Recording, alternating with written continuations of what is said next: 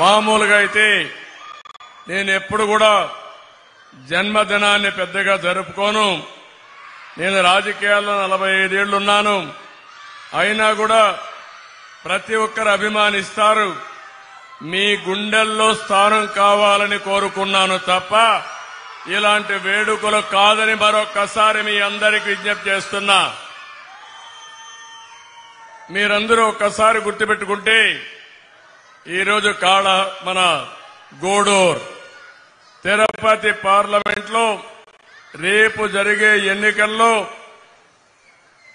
BJP అభ్యర్థి వరప్రసాద్ని ఎంపీగా, అదే మాదిరిగా మన ఎమ్మెల్యేగా సునీల్ కుమార్ని ఎమ్మెల్యేగా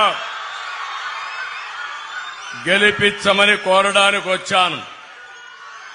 ఆ సందర్భంగా ఈరోజు నేను ఇక్కడికి వచ్చింది ప్రత్యేకంగా మా ఆడబిడ్డలతో ఆడపడుచులతో కొంత సమయం గడపాలి.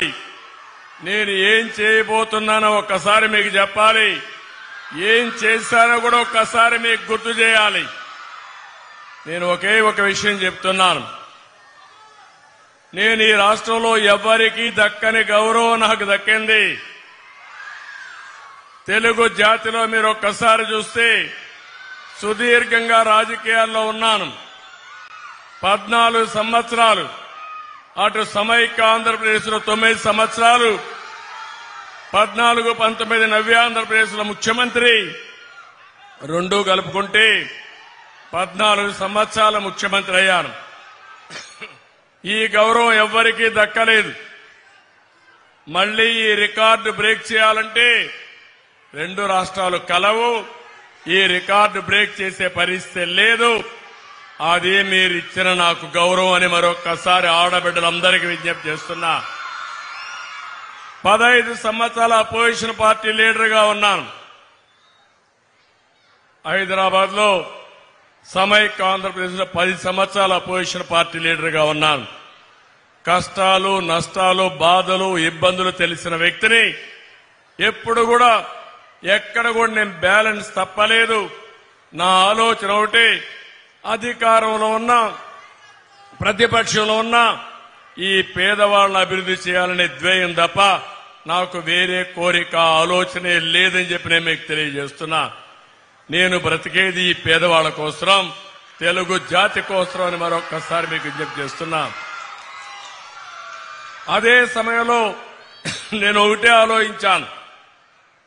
చాలా మంది రాజకీయ నాయకులుంటే ఇప్పుడే వరప్రసాద్ చెప్పినట్టు ఇక్కడ సిలికాన్ ఉంది, ఎట్ట దోచుకోవాలని ఆలోచిస్తారు.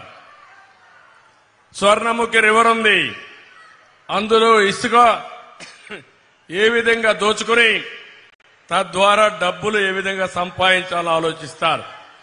నేను ఆలోచించింది సిలికా ఇక్కడ ఉండాలి, దాన్ని మళ్లీ మీ ప్రయోజనాల కోసం ఇండస్ట్రీ రావాలి, మీ పిల్లలకు ఉద్యోగాలు రావాలని రాత్రింబగళ్ళు ఆలోచించాను.